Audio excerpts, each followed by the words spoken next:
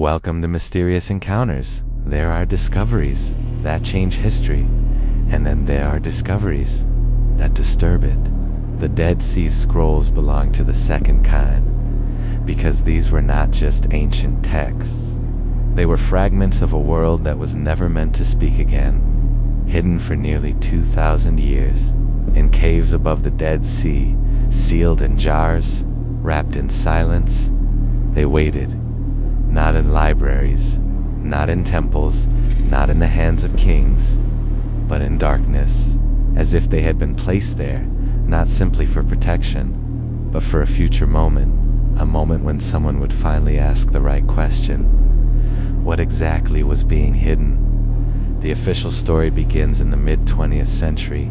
A shepherd searching the caves of Qumran throws a stone into an opening and hears the sound of breaking pottery.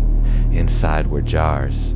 Inside those jars were scrolls, ancient manuscripts, biblical texts, community rules, hymns, prophecies, fragments of a belief system buried beside history, but not fully inside it. The discovery would become one of the most important archaeological finds in the modern world, because these texts pushed the timeline backward. They showed that sacred writings had existed in forms far older than many expected. They revealed variations, parallel traditions, different wordings, different emphases, and that alone was enough to create tension, because when ancient texts surface, they do not just add information, they challenge certainty, and certainty is one of the foundations of control. The same structure we keep finding in the scriptorium, in the Emerald Tablet, in the burning of knowledge. Something true exists. It is hidden, it is protected, it is filtered, and when necessary, it is erased. The Dead Sea Scrolls sit directly inside that pattern, because once they were discovered, another question emerged. Why did it take so long for the full material to become accessible? Why were some texts delayed? Why were certain fragments controlled so tightly? Why did a discovery this important move through such narrow channels? The answer given is usually practical. Translation takes time. Preservation is delicate. Scholarship moves slowly, and all of that may be true. But history teaches something else. Whenever ancient texts surface that could shift the narrative, access narrows, interpretation centralizes, and what should belong to everyone begins passing through gates. That does not automatically mean conspiracy, but it does reveal a pattern of custody. And custody matters, because whoever controls the fragments helps shape the meaning. And meaning is power.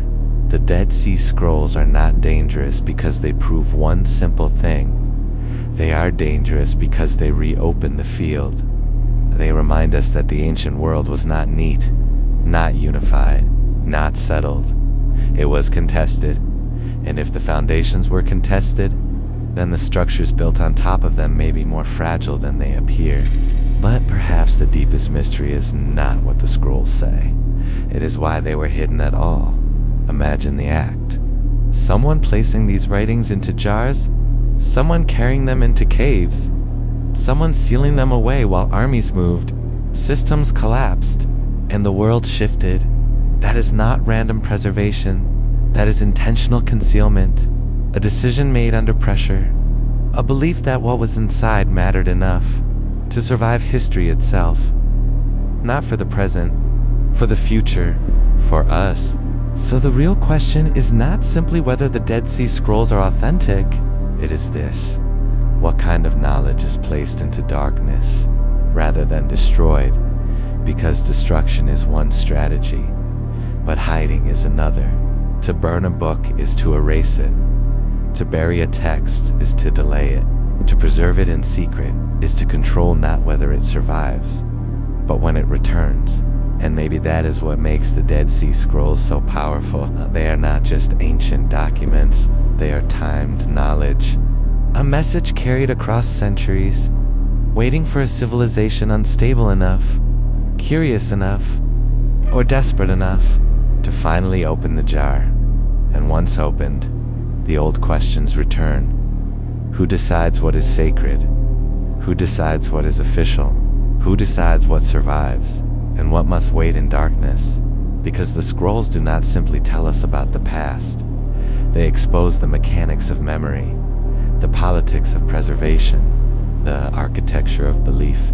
And once you see that, the caves stop looking like a hiding place and start looking like a vault. This is Mysterious Encounters.